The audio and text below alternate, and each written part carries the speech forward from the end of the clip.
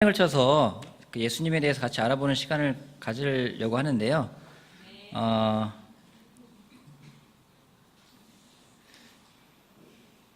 다 됐죠? 예.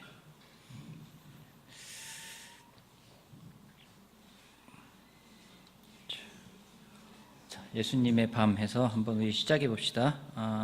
우리 특별히 아이고, 저 끊었네요. 잠깐만요. 우리 틴 아이들이 와 있어서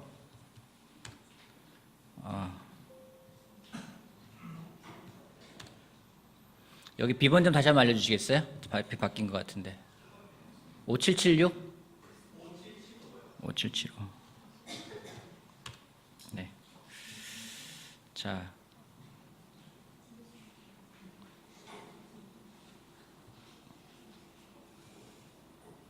먼저 세 번에 걸쳤을 때 오늘은 일단은 예수님의 이게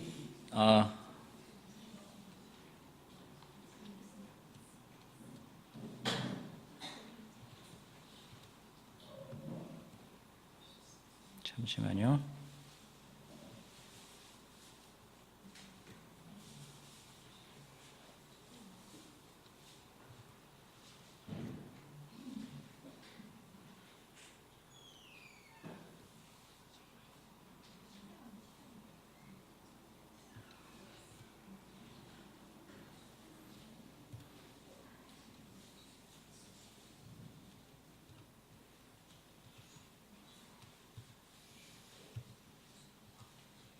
자, 시작합시다.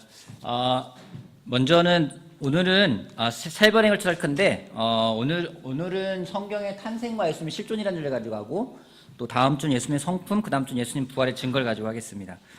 팀들이 같이 있어가지고 제가 최대한 눈높이를 어디다 맞출까요? 틴에 맞출까요? 여러분에 맞출까요? 여러분들 양보할 수 있겠어요? 틴에 맞춰도 여러분들한테는 아마 맞을 거라 생각이 듭니다. 자,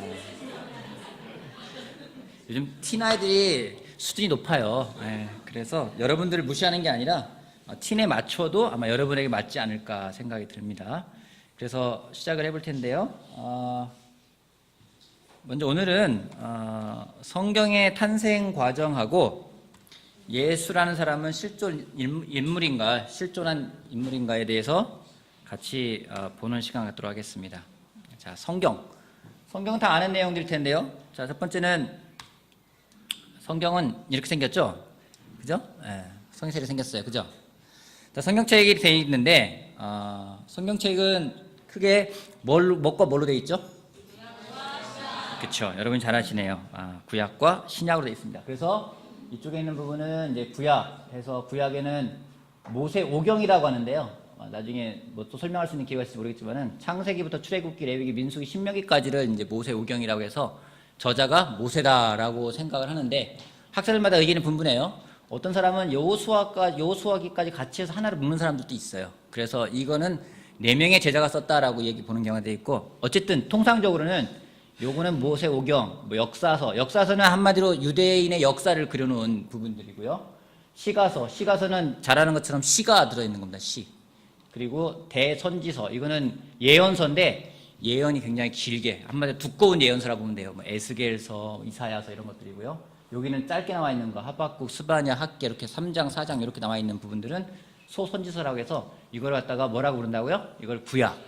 신약은 앞에 있는 복음서, 그다음에 바울서신, 공동서신, 그다음에 이렇게 예언서 나눠져 가지고 돼 있습니다.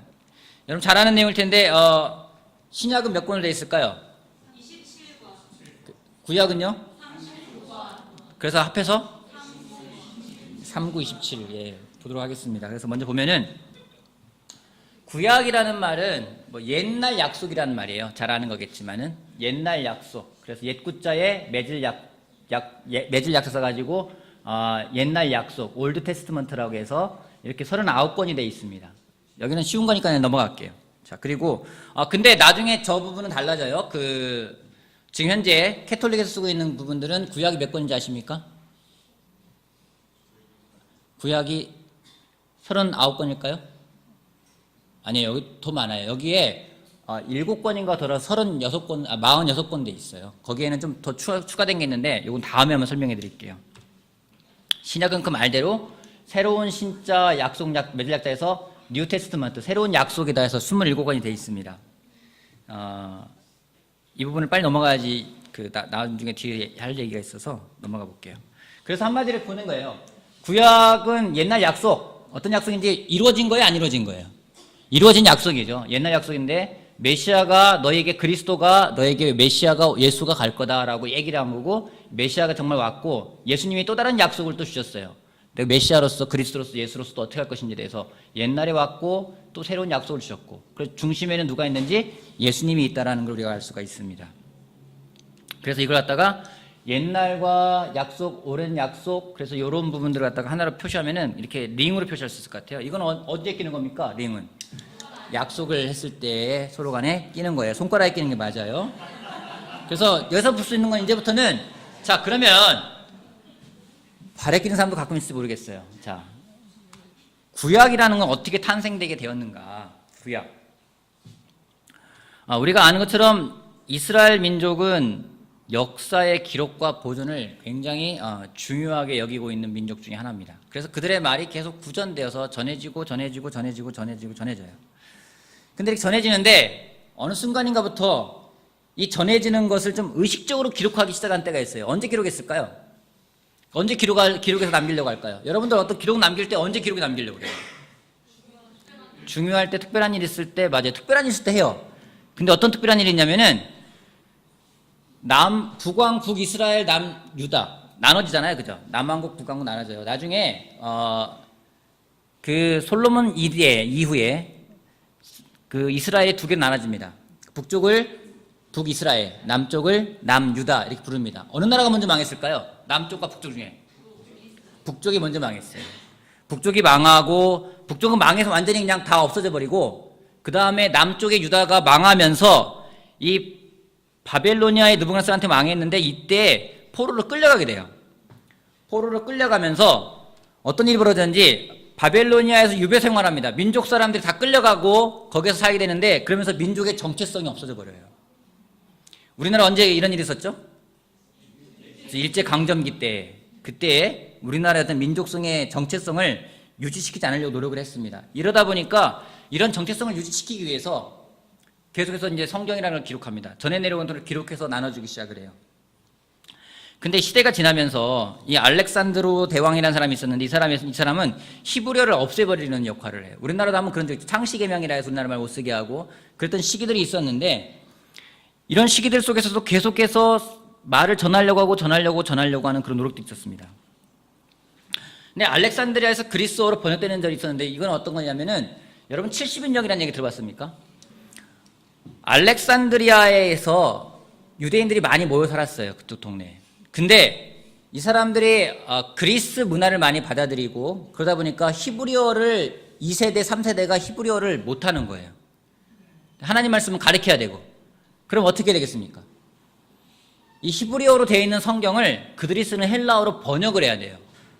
번역을 해야 되는데 누굴 뽑았냐면은 이 왕에게 부탁을 했고 이스라엘의 12지파마다 6명씩 몇 명이죠?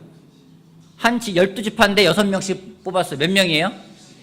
팀들 몇 명이에요? 12 곱하기 6 하면 얼마죠? 72명이 모였어요. 모여가지고 72명이 72일 동안 72개의 방에서 히브리어 성경을 번역하기 시작한 거예요. 근데 72일 후에 딱 갖고 왔을 거 아니에요? 모든 사람이 번역한 갖고 왔는데 번역한 내용이 다 똑같은 거예요. 그래서 70인역이다라고 부르는데 이 부분에 대해서는 이게 전설이다 아니다 뭐 얘기들이 많아요. 솔직히는. 근데 통상적으로 보는 것들은 알렉산드리아에서 72명의 사람들이 모여서 번역한 성경이다라고 해서 헬라어로 된 것, 그리스어로 된 것이 70인역이라는 겁니다. 그런데 어떤 과정을 거치는지 하면 70년대에 로마 제국 예루살렘 성전이 완전히 파괴됩니다. 예수님이 돌아가시고 나서 70년대에 로마 제국에 의해서 예루살렘 성전이 완전히 파괴돼 버리고 그랬는데 이제는 이런 구약 성경, 유대인의 공의회죠. 유대인들이 어느 게 성경인지 아닌지를 만들어 결정해야 할 거 아니에요. 그래서 90년에 얌리아라는 회의에서 구약 성서의 범위를 확정을 합니다. 그래서 아까 봤던 그 캐톨릭에서 봤던 성경하고는요, 거기서 몇 권이 빠져요. 원래는 39권 플러스 12권이, 15권이 더 있었거든요. 거기는 여러 가지 내용들이 있어요. 근데 그 가운데서 어느 거를 구약 성경으로 할 건지 안 할 건지를 계속 회의를 하다가 90년에 얌리아라는 곳에서 유대인들이 우리의 구약 성경은 이것이다 라고 해서 39권을 결정한 것이 90년에 벌어진 이야기입니다. 지금부터 약 한 1900년도 정도 전에 되어진 이야기죠. 그래서 지금 보고 있는 성경, 우리가 보고 있는 구약 성경하고 유대인들이 성경이라고 인정하는 부분하고는 똑같다라는 거죠. 단 거기에다가 15권은 이상한 내용이 있는 게 아니라 조금 더 보충해 썼던 그런 내용들, 거기 보면 뭐 에스드라서라든가 마카비아 전서라든가 후서라든가 어떤 전쟁사도 들어가 있고 이런 부분들이 포함된 부분들이 있거든요. 그래서 그런 부분들은 따로 빼서 외경이라고 부르는데, 외경에는 두 가지가 있습니다. 말도 안 되는 외경들이 있어요. 어떤 부분은 예수님에 대한 신약도 외경이 많거든요. 신약 어릴 때 예수님에 대해 썼던 내용들 보면은요, 예수님이 무슨 홍길동이에요. 뭐 날라다니고 장난 아니에요.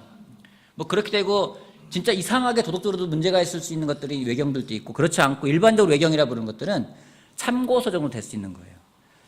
팀들 공부할 때 교과서로 공부해요? 참고서로 공부해요? 교과서로 공부하죠. 근데 참고서는 언제 써요? 참고할 때 쓰는 거죠. 그죠? 참고서로 공부하는 게 맞아요? 안 맞아요?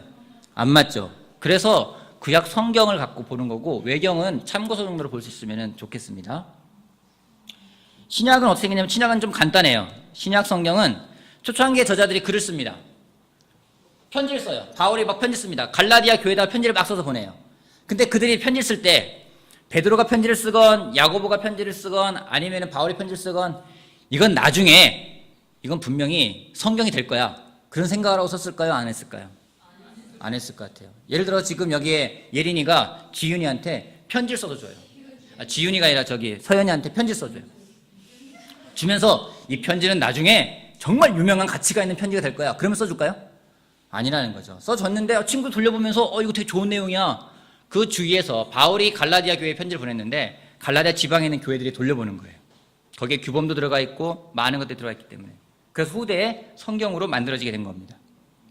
여기서 질문, 제가 2년 전에도 한번 들었던 질문인데 다시 한번 들어볼게요. 구약 성경에는 복음서가 있죠. 진짜 신약 성경에는 복음서가 있죠. 그리고 서신서가 있죠. 여기서 문제. 자, 팀들 수준이 맞는 문제를 낼게요. 서신서가 먼저일까요? 복음서가 먼저일까요? 자, 서신서다 손 들어볼래요? 아니다, 복음서가 먼저 기록되었다. 자, 어른들, 복음서가 먼저 기록되었다. 손 한번 들어보세요. 마태, 마가, 누가, 요한, 복음이 빠르다. 서신서보다. 손 한번 들어봐 주세요. 아니다, 서신서가 먼저다. 손 들어주세요. 예, 서신서가 먼저예요. 질문이 나온 게 갈라디아서라고 보는 게 통상적인 겁니다. 근데 신약 성경이 왜 만들어지겠냐면, 이렇게 편지를 막 돌려보고 마태복음도 적기도 하고 마가복음을 쓰기도 하고 여러 가지 복음서를 썼는데, 왜 이걸 성경으로 딱 정해야 되겠다, 왜 그런 일이 벌어질까요? 어떤 부분 그런 규정을 만드는 이유는 뭐 때문에 그럴까요? 여러분 가정에 어떤 규칙이 있죠. 규칙을 왜 만들어요? 네? 규칙이 없기 때문에. 또요? 언제 만들어요? 혼란스러울 때. 맞아요. 혼란스러울 때 만드는 거예요. 사건이 발생합니다. 마르키온이라는 사람이 있어요. 이 사람은 선주고 선주 아들이에요. 그럼 부자일까요? 부자가 아닐까요? 부자예요. 이 사람이 되게 똑똑해요. 부자인데 똑똑하기까지 해요. 공부를 많이 했어요. 그리고 굉장히 헌신적이에요. 그래서 로마 교회에다 헌금도 많이 해요. 근데 이 사람이 똑똑하다 못해 약간은 영지주의자들, 나중에 배울 수 있는 시간이 있을 겁니다. 영지주의자 영향을 받으면서 성경에 대해서 이제 오해를 하는 거예요. 예수님이 사도들에게 말씀 전하는 걸 맡겼지만 사도들이 모르는 내용이 있다. 그리고 이들이 실수했다. 그래서 바울을 세워가지고 바울한테 전했다. 이런 내용이 나오는 거예요. 그래서 바울 서신서 가운데 일부, 그것만이 성경이다. 그렇게 주장하면 나오는 겁니다. 그러다 보니까 그 바울 이런 얘기 나오니까 이레나이우스라는 사람이 있습니다. 이 사람은 누구냐면 사도 요한이 있죠. 요한의 제자가 있어요. 사도 요한의 제자 폴리카베라는 사람이 있습니다. 이 사람의 제자예요. 그러면 이 사람의 한 두 단계만 올라가면 그 스승이 누구예요? 사도 요한이에요. 사도 요한은 제일 늦게까지 오랫동안 산 사도로서 그 많은 영지주자들인가 이런 사람들의 이단으로부터 싸우느라고 되게 많이 그런 내용도 했던 겁니다. 여러분 요한 1서 보거나 2서 3서 보면 나오잖아요. 그런 예수님의 인격을 부정하거나 이런 사람들에 대해서 어떻게 계속 이야기하는 게 이런 건데, 그 제자인 폴리캅의 제자입니다. 이 사람이 성서 목록이라는 걸 제정하기 시작했어요. 그러면서 또 유세비우스는 또 복음서를 분류하기 시작합니다. 왜냐하면 복음서가 많아요. 뭐 도마복음도 있고요, 유다복음서도 있고요, 많은 복음서들이 있다 보니까 복음서를 어디까지 한정할 것인지에 대해서 정하기 시작을 합니다. 이런 일이 벌어지면서 4세기에 동방교회의 교부 아타나시우스라는 사람에 의해서, 그리고 서방교회 카타르 공의회에서 27권을 딱 제정을 합니다. 그래서 이것이 성경이다. 그럼 그 이외의 것들도 있겠죠. 그 이외의 것들은 어떤 부분은 너무 허무맹랑한 것도 있고 어떤 부분은 도움이 되는 것들이 있어요. 그래서 그런 부분들은 여러분 나중에 한번 보시는 것도 도움이 될 거라고 생각을 합니다. 근데 이런 거예요. 성경을 이게 성경이야 라고 딱 제정하는 이유는 어떤 저 사람 틀렸어 이렇게 하기 위한 게 아니라는 거예요. 목적이. 사람들이 혼란스럽기 때문에 어떤 너는 잘못된 거야 라고 그거를 불순한 의도를 가지고 그 사람을 탄압하기 위해서 만든 게 아니라는 거예요. 목적이. 여러분 동기가 안 좋은 거면은 언젠간 드러나게 돼 있어요. 그죠? 누군가한테 대하는데 안 좋은 마음으로 대하는 거예요. 친구가 나를 대하는데 안 좋은 마음으로 대하는 거예요. 그럼 그 마음은 언젠가 드러나잖아요. 그런 걸로 만든 게 아니라 오히려 우리가 어떻게 하면은 예수님을 올바르게 따라갈 수 있을까라는 주제를 가지고 그거를 사람들이 잘 전달하기 위해서 그렇게 만들어 놓은 것이 성경이라는 겁니다.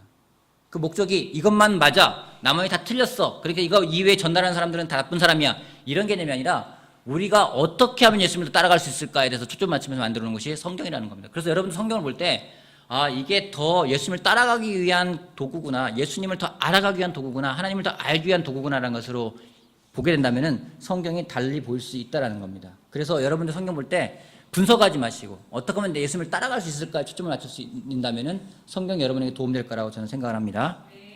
다음에요. 구약 사본 이야기 한번 해봅시다. 재미난 이야기일 텐데. 자, 시나이라는 동네에 사원이 있어요. 사원.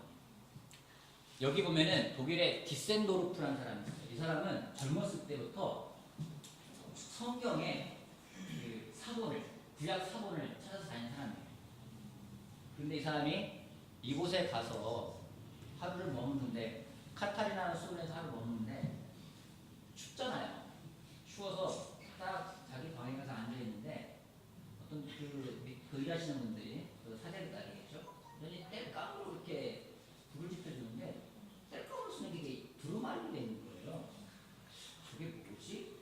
궁금해가지고 한 서너 개를 갖고 와서 자기 방에 딱 펴보니까 그게 뭐예요? 성경 사본이구나. 어느 성경 사본? 70인. 그러면 만들어진 지가 오래된 거예요. 그 만들어지면서 우와.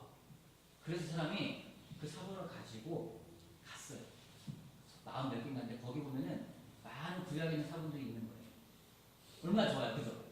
그런 다음에 그때가 아까 얼마더라? 연도 제가 기억 못해가지고 1844년에 30살 나이에 간 거예요. 여러분들 만약에 난 돈 벌고 싶다 그러면은 사본 찾아다니면 돈 벌 수 있어요. 그러다가 한 9년 지나가지고 다시 한번 그쪽 동네에 갔어요. 그쪽 동네에 사원에 갔는데 사원에 가서 뭔가 이렇게 사본을 좀 얻어보려고 했는데 이제 그 사제들이 아는 거예요. 이게 사본이 있구나, 이게 돈이 되는구나. 그러면서 안 주는 거예요. 보고 싶은 거예요. 그렇게 하다가 안 줘서 실패하고 나중에는 그 사본 맞는 거 하나를 가지고 이게 성경 사본이다 해가지고 또 다른 사원에 갔거든요. 사원에 가서 거기에 있는 사원의 그 교부가 되겠죠. 그 사람이 딱 보여줬는데 그 사람이 야 그거 좋다, 나 그런 거 많이 있어 라고 딱 가서 창고를 열어주니까 창고에 같이 있는 거예요. 왜냐면 그 당시 나중에 보겠지만 그때 구약 사본을 계속 필사하는 사람이 있었거든요. 그래서 그런 사본을 보게 되고 그 다음에 사본을 가져오고 싶은데 안 내주니까 이 사람이 러시아에 가서 러시아 황제한테 이 사본을 당신에게 드리겠습니다 라는 주제로 그 권력의 힘을 받아가지고 그 사본을 갖고 오게 되고 그 사본을 번역해가지고 그게 만들어진 것이 시나이 사본이, 이 성경은 4세기경에 쓰여진 거예요.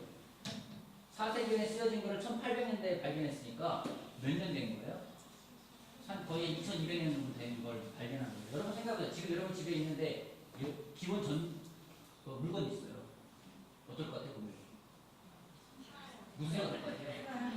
빨리 팔아야 된다. 친구들 벌써 팔려고 하는 친구들 팔아야 돼요.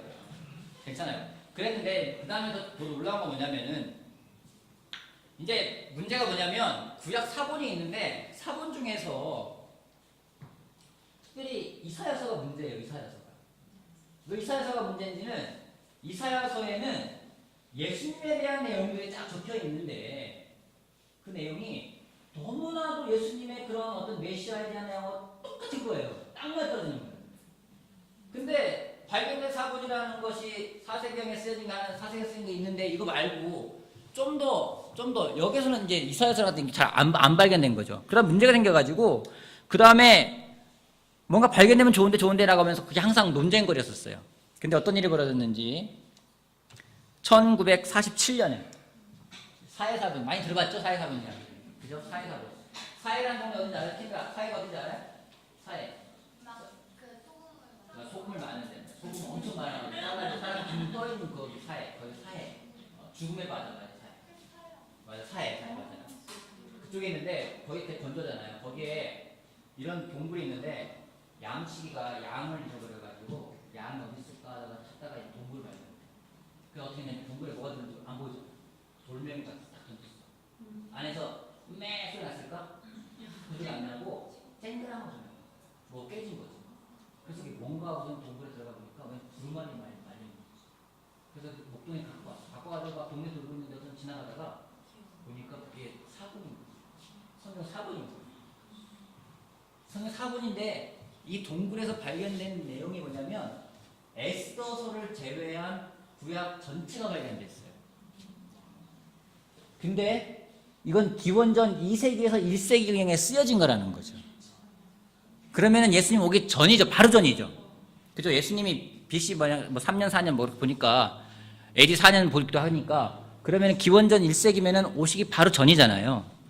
여기에 대해 쓰여졌는데 이걸 가지고 이사야서를 딱 보니까 우리가 보고 있는 이사야서랑 똑같은 거예요. 더 이상 논쟁이 없는 거죠. 나중에 뒤에 보겠지만은 야 이건 이런 거야 어떤 근거를 제시해가지고 이야기를 해도 안 믿을 사람은 안 믿고요. 계속 반박을 하는 거예요. 놀라운 거는 이 가운데 발견된 것 중에 한 가지가 동판도 하나 발견됐어요. 동판에는 뭐가 적혔냐면 성전의 보물이 어디에 묻혔는지 기록되어 있는 거예요. 근데 아직까지 보물 발견했다는 얘기는 없습니다. 그리고 최근에 의한 거면은 지난해 2016년도에는 12번째 동굴이 발견됐대요. 12번째 동굴. 여러분 만약에 여러분 가운데 나는 동굴 발견해가지고 고고학을 해야 되겠다 하시는 분들은 가시면 돼요. 근데 12번 동굴을 발견했는데 발견되는 과정이 이제는 싸움이에요. 고고학자하고 누구하고 싸움일까요? 고고학자하고 누가 여기 탐낼 것 같아요? 도굴업자들. 도굴업자하고 고고학자 중에서 서로 싸우는 거예요. 누가 먼저 찾을 건지. 근데 도굴업자들이 찾다가 못 찾은 것을 고고학자들이 찾아낸 것이 이번에 12번째를 찾아냈다고 합니다. 신약과 구약은 사본 이야기들이 많이 있는데 신약 사본 볼게요. 신약 사본. 신약은 간단해요. 제일 먼저 발견된 사본은요. 요한복음 사본이에요. 약 125년경에 제작되었고 발견되었고 요것 제작된 것이 발견된 요 사본의 내용이 뭐냐면 이게 사막에서 발견된 거거든요. 요 내용이 뭐냐면 빌라도하고 예수님의 대화가 적혀 있는 거예요. 여기 뭐라 써 있는지 내용 아시겠습니까? 무슨 내용일 것 같아요? 빌라도가 말하였다. 진리가 무엇이냐. 이렇게 안 보이세요? 이렇게 딱. 대략 그런 내용들이에요.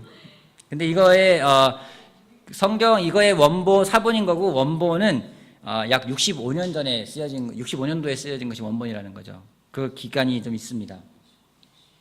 그럼 이렇게 볼 거 아니에요. 자, 팀들한테 물어볼게요.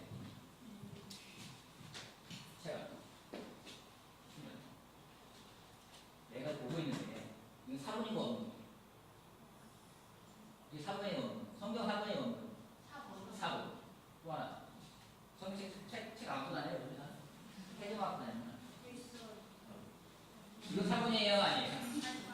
이거 원본이에요? 사본이에요? 사본. 이거 사본이에요? 원본이에요? 사본이잖아요. 그럼 이 사본이 원본하고 같을까 다를까? 어떻게 알아? 아니, 예를 들어서 우리가 뭐 말도 나가도 내가 너한테 뭐 저기 오늘 지금 해야 돼? 뒤 전달 뒤에 가면 어떤 일이 나와요? 원본이 나오잖아요. 또 쓰잖아. 원본이 있는데 원본을 적다 보니까 막 쓰다가 또 쓰는 사람 기분이 안 좋은 거야. 원수를 사랑하라 했는데 오늘 기분이 안 좋아. 원수를 사랑하려면 해라. 그 다음에는 쓰면서 원수를 사랑하면 안 된다고 쓴 거야. 그럼 처음에 원수 사랑하는데 아니면 사랑해 안 해요? 안 해요. 그럴 수 있잖아. 이게 원본하고 같이 나와서 어떻게 모르지. 근데 이제 이게 원본하고 같은지 안 같은지를 사람들이 막 이제 연구하는 사람들이 있어요. 누구냐면 이제 고고학자들이 그런 생각들을 하는 거예요. 그래서 뭐냐면 사본이 과연 이 사본이 변질된 것이냐라는 것에 대해서 이야기를 할 때 우리가 이런 걸 씁니다. 고소 검증법이라는 걸 씁니다. 이거는 사본의 과학적인 검증법이에요. 뭐냐면 사본 간의 오차가 적을수록 그리고 사본의 수가 많을수록 원본과 연대가 같이 가까울수록 이런 거죠. 이게 원본이에요. 사본이 여기 있어요. 원본이 쓰여지고 한 2000년 전에 쓰여졌어요. 그러면 이게 오류가 실 확률이 많을까요? 적을까요? 많겠죠. 원본이 있어요. 10년에 사본이 나왔어요. 이거는 가까울까요? 안 가까울까요? 가깝겠죠. 근데 여기에 원본이 있는데 사본이 있고 사본이 있어요. 사본이 많으면 좋을까요? 적으면 좋을까요? 많으면 좋겠죠. 그러면 여기서 하나 뽑아요. 사본을. 또 사본 하나 뽑아요. 이거를 여기 몇 페이지 몇 번째 글자하고 몇 페이지 몇 번째 글자 맞춰봐요. 똑같아요. 자 그러면은 이건 놔두고 요 사본의 그 위에 있는 사본이 있을 거 아니에요. 그 사본을 저랑 비교해봐요. 또 똑같아요. 그러면 요 위에 있는 사본하고 요 사본하고 같은 확률이 많은 거죠. 그죠? 점점 올라가면서. 그 다음에 아무나 뽑아봐요. 저거 뽑아보고 저거 뽑아봐요. 맞춰봐요. 똑같아요. 그러면은 그 위에 올라가면 올라갈수록 그 위에 것들은 원본과 똑같을 거라는 확률이 많잖아요. 이해가 돼요?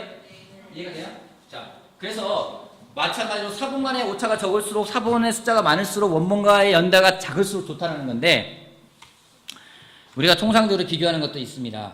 자, 보세요. 위에는 신약성경에 있고 뭐 일리아드라는 게 있고 지난번에 누가 이거 알던데 혹시 아리스토텔레스가 쓴 시학이라는 책 읽은 사람 있어? 시학. 들어본 사람 있어? 들어본 사람? 문학의 우리 국문과 우리 선생님 안 계시나? 성수님 읽었을 것 같은데 고상하시네. 안 읽어봤어요. 그러면은 여기 줄리어스 시즈가 쓴 여기 갈리아 전쟁 이런 거 읽어보신다. 이런 거 하나 읽어야 되지 않겠어요? 자, 여기 그러면 홈의 일리아드 들어본 사람 일리아드 들어본 사람 아니에요? 읽어본 사람 들어본 사람. 자, 많은 책이 있어요. 근데 이게 쓰여진 게 보면은 가장 그래도 사본이 많은 게 뭐냐면 사본서가 아닌 게 여기 일리아드라는 거예요. 호모가 쓰는 일리아드라는 거예요. 3분집인데 자, 요게 원본이 만들어진 게 BC 900년 최초 사본이 나온 게 BC 400년 차이가 몇 년도예요? 500년도가 됐어요. 그렇죠? 자, 근데 신약성경은 원본이 마지막 만드는 게 약 125년이라고 이거 잘못했다고 100년 정도를 봐요. 그리고 사본 나온 게 125년을 봐요. 왜냐면 사도 요한이 죽을 때 마지막 만들어진 것을 기준으로 하기 때문에 약 한 100년을 보고 처음에 나온 게 125기 때문에 이거 25년 숫자 달면 25년도 봐요. 사본의 개수는 약 25,000개 이렇게 봐요. 요 사본의 개수하고 요거하고 요걸 보니까 약 25년밖에 안 되고 오차가 0.9%. 근데 왜 요걸 사겠냐면은 이게 고대에 쓰여진 책 가운데 오차가 없고 원본과 일치할 확률이 높다고 해서 어떤 사본이든 이건 원본과 똑같으라고 인정해 주는 게 이 책이거든요.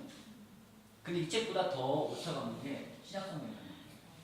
구약은 굉장히 차이가 많다가 관계가 확 줄은 이유가 뭐냐면은 그 1세기에 원래 4세기면은 막 400년 넘어가서 500년, 600년 넘어야 되는데 그때 1세기에 만들어진 사회사본이 나오면 확 줄어가지고 관계가 확 줄었어요.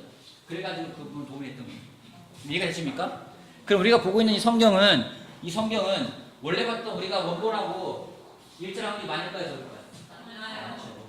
그때나 지금은 별 차이가 없다라는 거예요. 이게 성경에 대해서 보는 관점이고요. 왜 그러냐면은 사본을 적어요. 사본을 적어요. 자, 여기서 문제. 친들 찍으면 돼. 찍으면 돼. 둘 중에 하나. 히브리어는 기억이 자음이에요? 아가 자음이에요? 기억이 자음이죠. 아는 거예요? 히브리어는 모음이 있다 없다. 자, 히브리어 어른들도 자, 히브리어는 모음이 있다. 글인데 모음이 있어야 되지 않겠어? 그치? 글인데 그치? 글자가 모음이 있어야 돼. 영어도 모음이 있는데 아니다. 히브리어는 모음이 없다. 안 된 사람들은 뭐예요? 찍으라니 이거 그게 아니야. 히브리어는 모음이 없어요. 자, 그러면 내가 너희를 사랑한 것과 같이 이걸 어떻게 쓸까? 니은 기억, 니은 히읗, 리을 시옷, 리을 히읗, 기억. 그럼 읽을 수 있을까 모르겠어요. 읽으니까 어가 되는 거죠. 이 사람들이 읽는 거예요, 그거를. 그게 뭔지를 읽는 거예요. 이 글자가 뭔지를 아는 거예요. 희한하잖아요. 그쵸, 희한한 걸 또 알아요. 그래서 필사를 할 때 어떻게 하면은 기억, 니은, 디귿, 기억, 디귿, 니은 이렇게 쓰는 거예요. 근데 그 글자마다 숫자가 연결되어 있거든요. 그래서 숫자가 연결되어 있기 때문에 뭐 666이다 그러면 그 사람들은 666이 숫자가 아니라 글자는 거예요. 그럴 때 그들은 알 수 있는 거예요. 우리는 666이지만.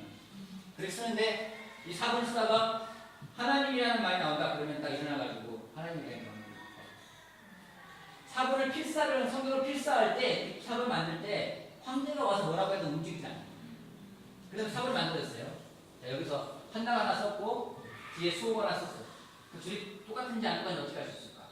둘이 순서를 비교해. 다 읽고 힘들잖아. 그럼 어떻게 하는 거야?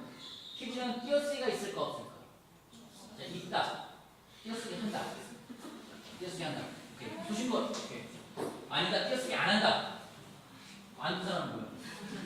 띄어쓰기 한다 안 한다. 한다. 띄어쓰기 안 해요. 자, 그럼 어떻게 키우면 될까요? 예를 들어서 열자 써요. 그죠? 그러면 이쪽에 7번째, 밑으로 8번째 글자를 딱 끄집어내요. 여기서도 7번째 글자를 딱 끄집어내요. 비교해요. 달라요. 어떻게 돼요? 다 폐기해요. 쓰고 다 폐기해요. 다 써요. 그렇게 해서 폐기하고 하면서 정말 거기에다 목숨 걸고 쓰는 거예요. 여러분 정말 목숨 걸고 하면 이길 사람 없어요. 그렇게 해서 만들어졌기 때문에 4번에서 5차가 있다는 것은 굉장히 어려운 부분인 겁니다. 그럼 여기서 잠깐 봅시다. 우리나라 성경은 대략 몇 년도쯤에 우리나라 성경이 나왔을까요? 자, 맞추는 사람에게 다음 주에 제가 커피를 쏘겠습니다. 몇 년도? 1800 몇 년도? 자, 손 들고 몇 년도? 자, 몇 년도? 80 몇 년도? 1880? 3, 맞았어요. 2년도에.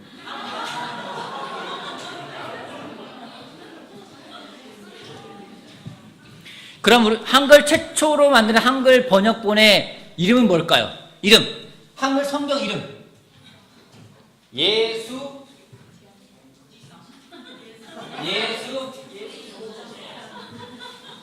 자, 보여드릴게요.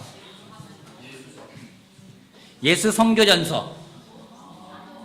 이게 처음 나온 건데 여기 보니까 이게 호주에서 발견된 최초 성경의 원본이라 최초 성경에 그때 만들어진 거 하나라고 합니다. 자, 팀들. 자, 세 중에 하나 딱 고르는데.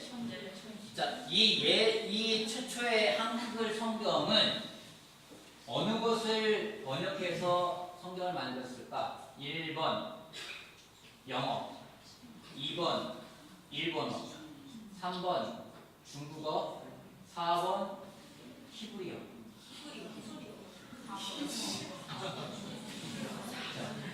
어른들 같이, 여러분 같이 한번 보세요. 1번 영어, 2번 일본어, 3번 중국어, 4번 히브리어. 자, 1번이 뭐였죠? 영어. 자, 2번 일본어.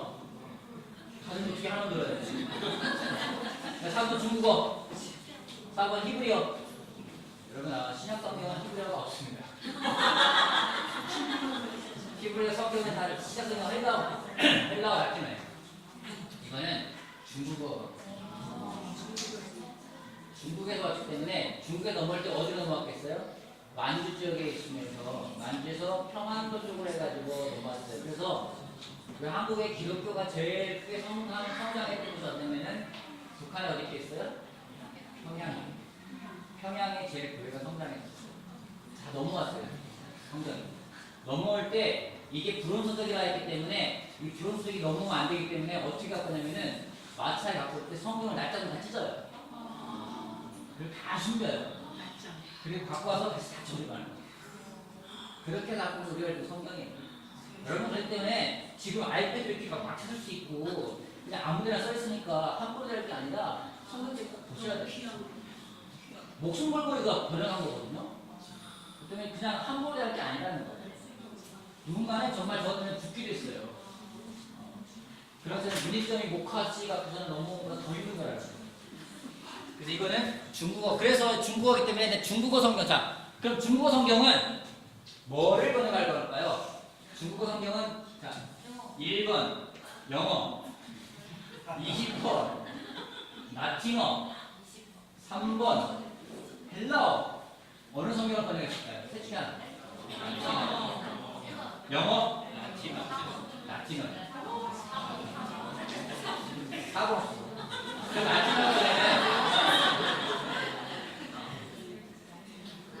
라틴어이기 때문에 베드로잖아요. 영어는 뭐겠어요? 피터. 그죠? 라틴어니까 스테반이잖아요. 영어에서 뭐였겠어요? 스티브. 여러분 스티브란 말 쓰잖아요. 이게 스테반이에요. 그죠? 여러분 피터잖아요. 이게 베드로예요. 그죠? 그 다음에 또 누가 있을까? 요한이 영어로 뭐예요? 존. 그죠? 존 아니면 존. 근데 만약에 우리가 영어로 된 걸 번역했으면 우리가 예수께서 베드로에게 말하기를 지저스가 피터한테 말 이렇게 되는 거지. 근데 지금은 그걸 바꾸다 보니까 라틴어로 하다 보니까 라틴어 성경이 중국어로 번역되고 중국 사람들이 걔네들 그 공주가 있잖아요. 샤콜라도 자기네 말 바꾸 쓰잖아요. 구가 구라라고. 그래가지고 바꾸 쓰거든요. 자기네 발음하는데. 그렇기 때문에 그게 그대로 넘어오면서 넘어오다 보니까 베드로, 요한, 마태, 마가 이렇게 우리나라 말로 번역된 거예요. 그래서 예전 성경 보면은 그런 게 구체 많잖아요. 중국에서 나오는 말들이 뭐예요? 공자왈. 이게 우리가 뭐라고 말해요? 공자께서 가라사대. 그래서 예수왈. 그러니까 예수께서 가라사대. 그래서 우리가 통상적으로 옛날 성경을 가라사대 성경이다라고 하는 게 거기서 나오는 거예요. 알았죠? 다음. 예수님의 실존. 자, 예수님은 실제 존재했던 사람일까? 네. 근데 예수님은 실제 존재했던 사람일까? 네. 어떻게 알아요? 성경에 나와 있으니까. 기록 어디에? 성경에. 그럼 누가 이 성경책 없는데, 예수 있던 사람이야? 예수가 있던 사람이야? 성경 말고 증거를 대봐. 그럼 뭐라고? 어디? 도덕책에. 중요한 거라고.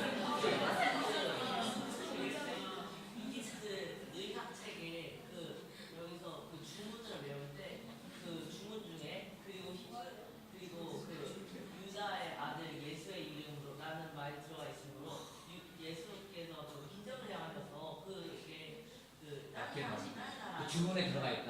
네. 나도 모르는 거.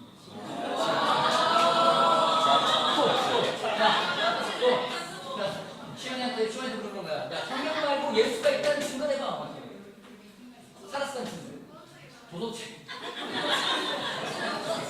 자, 어른들은 이제 순위 여기가 높아야 될 거 아니에요, 그죠?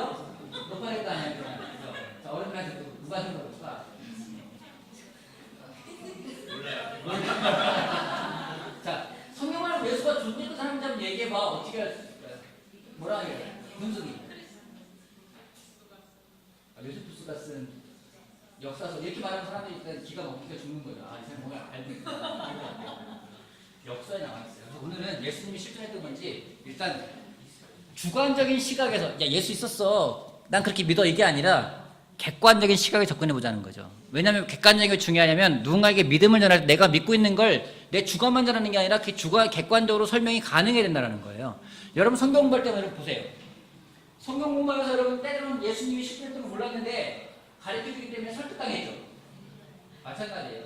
설득할 수 있어야 되는데 그 객관적이어야 된다는 거죠. 자, 좀 빨리 넘어가 볼게요. 당시의 기성세대는 예수의 가르침 반대했어요. 예수의 가르침에 대해 반대했어요. 그럼 뭐예요? 예수가 가르친 게 있었다는 거잖아요. 그죠? 또 하나 보면 복음서를 기록한 제자들에 대한 평가가 뭐였는지 미쳤다 뭐 이런 얘기인 거예요. 그럼 그들이 뭔가를 기록했다라는 거잖아요. 자, 고고학적 접근도 있고 영향력도 볼 텐데 먼저 객관적인 거 넘어가서 고고학적인 거 한번 봅시다. 고고학적인 거. 예수님에 대한 증언. 타키투스라는 사람이 있어요. 이 사람은 로마 역사학자이면 기독교인이 아니에요. 아닌 사람 역사학자인데 여러분 역사학자는요 우리 그 민정이 안 왔나? 역사 공부하는 사람이라고 얘기하잖아요. 이 사람들은 역사에 대해서 생각하면요 정직해야 된다 생각하고 있어요. 그리고 때로는 어떤 사람들은 돈을 벌기 위해서 역사를 왜곡하기도 하지만은 그게 아니라 정말 정직한 사람들은 목숨 걸고 이야기해요. 역사학자 말하면은 로마 대화자금 관련된 기독교의 답과 설명하고 있다. 결과적으로 로마 대화자 소문을 없애기 위해 네로는 일반 대중이 아주 싫어하며 증오하던 그리스도인들이라고 불리는 그들 그리스도인이라는 이름으로 그리스도라는 사람으로서 뭔가 이 사람이 쓴 역사가 기록에 나와 있다는 거고요. 또 하나 보면은 이 사람은 수에토리오스라고 로마의 수석 내전입니다. 이 사람도 어떤 내용을 하는지 400년의 보고를 기록하고 있고 크레스토스 그리스도의 선동으로라고 이렇게 나오는 부분들이 있어요. 또 하나는 요세푸스, 아까 말했던 요세푸스.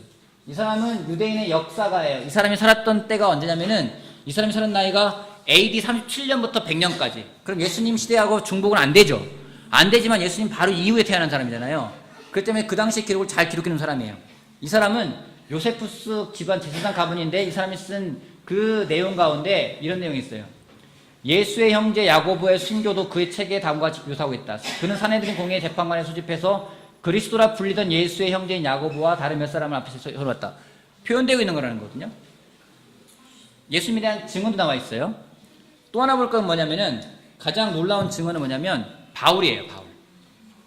바울은 예수 믿는 사람 아니에요. 근데 바울이 기록한 내용을 보면은 그는 여러분 성경 자세히 보세요. 바울은 예수님을 제3자적인 입장에서 표현하고 있어요. 물론 굉장히 관계가 있지만은 3자의 입장에서 보는 거예요. 뭐라고 그런 거예요. 그러나 나는 주님의 동생 야고보밖에는 서들 가운데 아무가 나지 않았습니다. 예수라는 사람이 왜 있는지 알아요? 여러분, 자, 저희들 알면 누구한테 물어볼까요? 저희들 가장 잘하는 사람 누굴까요? 부모랑 저랑 없어요. 누구한테 물어볼까요? 한나한테 물어보면 되는데 한나한테 물어보면서 야, 니네 아빠 없었지? 그리고 말하면 이상하잖아요. 우리가 예수님이 너무나 신성스럽기 때문에 예수님이 있느냐 없느냐만 관점을 맞추지 그 주변에 동생들 다 있었거든요. 엄마도 있었고 아빠도 있었고 그건 안 본다라는 거예요. 그걸 통해서 우리가 간접적으로 알 수 있다라는 거예요. 그래서 바울이 예수님에 대한 증언 중에 가장 놀라운 사람이라는 생각이 들어요. 물론 생긴 건 이렇게 생겼다고 합니다. 대머리였었고. 또 하나 보면은요. 고고학적 입장에서 보면은 나사렛이라는 마을, 나사렛이라는 마을에 대해서 2006년도까지 나사렛이라는 마을은 없었다라고 했어요. 왜냐면 나사렛이라는 동네에 대해서 발견된 게 없는 거예요. 근데 그나마 나오는 건 뭐냐면 문헌에 기록되어 있고 묘지가 발견되고 그 정도이기 때문에 성경학자들이나 고고학자들은 나사렛 마을이 있었다. 문헌을 봐라. 그리고 어떤 부분 여기 그 무덤을 봐라. 이렇게만 나오는데 설득력이 없잖아요. 안 믿는 사람은 안 믿는 거예요. 뭔 말이냐. 나사렛은 마을은 없었어. 증거가 없지 않은 증거 부족이라는 거예요. 근데 2009년도에 놀라운 일이 벌어진 게 나사렛 집터가 발견됐어요. 이건 누가 발견했냐면은 이스라엘 유대의 유물청에서 그리스를 발견한 게 아니에요. 발견한 거거든요. 그걸 통해서 본 거 뭐냐면 나사렛 동네가 워낙에 작은 동네예요. 몇 가구? 50가구. 여러분 2000년 전에 50명 살고 있는 50가구 살고 있는 동네는 작은 동네에 큰 동네. 큰 동네. 별 보잘것이겠네. 50가구. 저 중계산골에 있는 어떤 마을밖에 안 해요. 볼 게 없는 거예요. 그러니까 뭐냐면은 그래서 나사렛 출신이다 그러면은 뭐라고 그래요? 여러분 제가 안면도서 왔다잖아요. 전때 전임주로 하는데 많은 사람들이 절치면 저는 뭐라는지 아십니까? 야, 안면도에서 욕났다. 근데 안면도 갔다 온 다음부터 그런 말 안 해요. 마찬가지예요. 그래서 예수님에 대해서도 야 나사렛에서 뭐 선한 게 나올 수 있겠냐? 거기 몇 명이나 산다고 그 조그만 동네에서 뭐가 있겠어. 그렇게 비아냥거릴 정도로 나사렛 동네가 작았다는 얘기입니다. 이걸 통해서도 알 수가 있는 부분인 거죠. 예수님의 영향력 알고 있는 것처럼 AD, BC 기준 다 아는 겁니다. 미국의 탄생, 크리스마스의 유래, 지금의 우리들의 이야기 뭐 이런 것들이에요. 나중에 여러분들 뭐 더 공부할 수 있는 분들은 공부하시면 될 것 같고. 자, 마치면서 얘기해 봅시다. 성경이 자, 요거 질문해 보세요. 성경이라는 것에 대해서 말이 많아요. 이게 믿을 만한 책이냐, 믿지 못할 만한 책이냐 뭐 그런 얘기인데 2000년 현재 동안 계속 읽혀져요. 질문이요. 왜 성경을 계속 읽히는 걸까요? 그게 문제가 많다고. 배울 게 많아. 왜 성경을 계속 읽히는 걸까요? 미스테리였어요. 미스테리였어요. 성경이 계속 읽어지는 이유가 뭐예요? 훌륭해서. 성경은 왜 계속 읽어지는 걸까? 교회가 인정하니까. 여러분, 성경을 누가 썼느냐, 몇 명이 썼느냐, 어떻게 쓰여졌느냐 보다 더 중요한 게 뭐냐면요, 왜 계속 읽혀지는가예요. 그럼 안 읽으면 될 텐데 왜 읽혀지는가? 성경이 쓰여진 시기는 지금하고 굉장히 다른 환경입니다. 과학도 발달하고 환경도 발달했습니다. 하지만 인간의 속성이 변하지가 않았어요. 시편에서 다윗이 흘렸던 눈물 지금 똑같이 흘려요. 그 다윗이 흘렸던 눈물과 지금 우리가 흘리는 눈물이 다를까요? 똑같아요. 요셉이 형제들 간에 갈등이 있었어요. 지금 형제들 간에 갈등이 있습니까? 없습니까? 여전히 있어요. 아브라함은 자기 아내를 데리고 미지의 땅으로 갔습니다. 우리 아내 데리고 미지의 땅으로 가는 사람들이 있죠. 저도 아내 데리고 미지의 땅으로 갔었어요. 일본이라는 미지의 땅으로 갔었어요. 그리고 일산도 미지의 땅으로 온 거예요. 성경이 왜 계속 읽어지는지는 시대는 바뀐지 모르겠지만 인간들의 본성과 속성은 바뀌지가 않아요. 똑같은 거예요.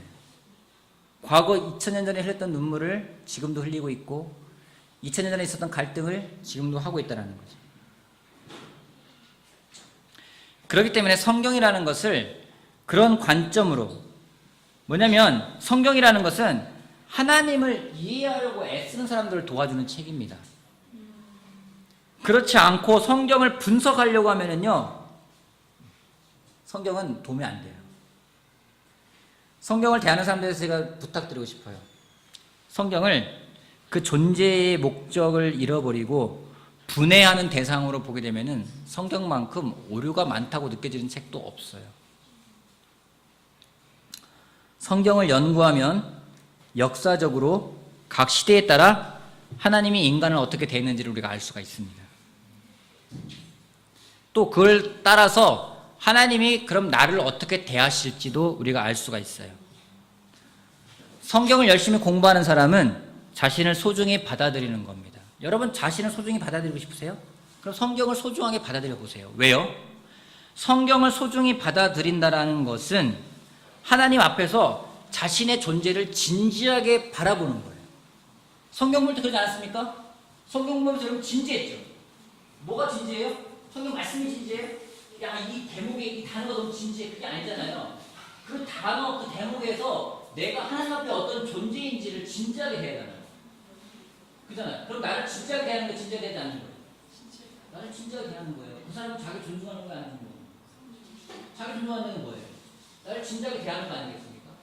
그렇기 때문에 성경을 공부하는 걸로 끝이는 것이 아니라 하나님 앞에서 내가 어떠한 존재인지, 그리고 하나님이 방식에 대해 진지하게 고민하기 때문에 내 삶에 대해서도 굉장히 고민을 많이 하게 되는 거죠. 누가 썼느냐보다 더 중요한 거는 누가 읽느냐가 중요한 겁니다. 마지막으로 성경 보면서 마치도록 할게요. 자, 한번 같이 읽어볼까요? 하나님 말씀. 자, 시작. 하나님의 말씀은 살아있고 생명력이 있어서 양쪽의 말씀부터 원할 보다도 원할 것 같습니다. 그래서 혼과 영과 간절과 불수를 쪼개고 사람의 마음속에 품은 생각과 뜻을 알아냅니다.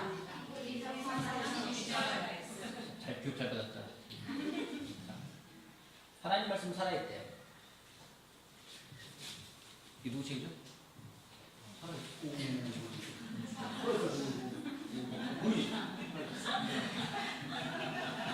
살아있어요? 살아있어요? 거짓말이네 이거 그러면. 하나님 말씀 살아있다. 말씀이 살아있습니다. 칭찬을 하면 움직여. 거짓말이에요. 거짓말이에요. 칭찬을 하는 거예요. 맞아. 실천. 이 말씀이 살아있으면 어떻게 될까요? 맞았습니다. 저 말씀이요. 내가 읽었는데 내가 말씀을 따라 움직여요. 이 말씀 살아있는 거예요. 근데 내가 이 말씀 읽었어요. 근데 아무렇지 않아요. 죽은 거예요. 그러면은 이거 누가 썼느냐가 중요한 게 아니라 누가 읽느냐가 더 중요한 거예요. 하나 더 볼게요. 자, 요거 한번 볼게요. 자, 시작.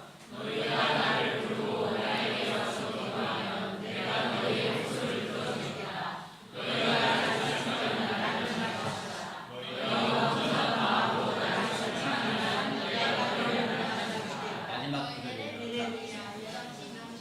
그렇지. 끝까지 하는 거야. 저건 아니에요. 너희가 나를 부르고 나에게 와서 기도하면 내가 너희 소리를 들어주겠다. 사실이에요, 거짓말? 사실이에요. 거짓말인 것 같아요. 하나님 불렀는데 하나님이 안 들어줘. 그럴 수 있잖아요. 너희가 나를 찾으면 나를 만날 것이다. 뭐 하나님 찾는데 안 보여. 나 안 만나줘. 누가 달리냐면요. 누가 읽느냐. 누가 실천하냐 달리냐. 내가 너희를 만나주겠다. 약속했어요. 근데 중요한 건 여기 온전한 마음이라는 거죠. 우리가 온전한 마음으로 하나님 만나고 싶다면 온전한 마음을 찾아보세요. 두 마음 품는 게 아니라 온전한 마음으로 해요. 그래서 여러분 앞으로 이제 성경에 대해서 공부를 해나가고 성경에 대해서 알아볼 때 중요한 건 어떻게 읽느냐보다도 누가 읽느냐가 제일 중요한 부분이고요. 그리고 저 말씀이 나에게 어떻게 다가오는지를 보는 게 제일 중요한 부분이고요. 그렇기 때문에 마음이 준비가 안 되고 마음이 그만큼 안 열린 사람은 성경 말씀 읽어도 의미가 없어요. 그래서 그 사람에게 계속해서 설득하는 거죠. 만약에 여러분 듣고서는 고고학적으로 어떤 부분은 더 과학적으로라도 더 증거가 필요한 사람이 있으면 말씀해 주세요. 제가 아는 만큼 다 드릴게요. 자료를 다 드릴게요. 와서 한번 진지하게 고민해 보세요. 나 정말 알고 싶은데 성경 말씀 정말 믿고 싶은데 믿어지지가 않아요. 저를 설득해 보세요. 시간 내주세요. 제가 설득하러 갈게요. 얼마든지. 저 그 일하라고 풀타임하고 있는 거거든요. 제가 안 되면 제가 갖고 있는 친구들을 데리고 가든 동료들을 데리고 오든 외국인 사람을 데리고 오든 어떻게든 여러분이 원한다면 설득해 드리겠습니다. 준비된 마음으로요. 오늘 여기까지 하고 다음 주에는 예수님의 우리 성품을 같이 배워볼 거예요. 그분 성품 배우면은요, 지금 그냥 알고 있는 게 아니라 왜 예수님은 왜 소와 양을 갖다가 내쫓으면서 그렇게 격분하셨는가? 또 사랑하는 건 무엇인가? 그런 것에 대해서 좀 더 그때 배경을 알게 되면은 더 알 수 있는 시간이 되기 때문에 여러분들 만약에 그런 것에 대해서 궁금한 분이 있다면 같이 모시고 오시면 좋은 시간 될 거라 생각합니다. 오늘 이걸 마치도록 하겠습니다. 제가 기도하고 마치도록 할게요.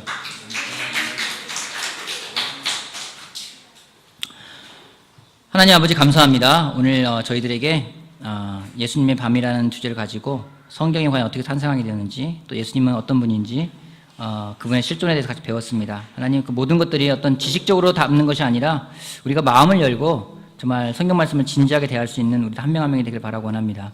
이 시간을 통해서 저희들에게 더 큰 믿음이 생기길 바라고 저희들이 더욱더 하나님을 알아가는 깊이 있는 믿음이 생기는 우리가 되길 바랍니다. 감사하며 예수님의 이름으로 기도했습니다. 아멘. 이걸로 마치도록 하겠습니다. 예.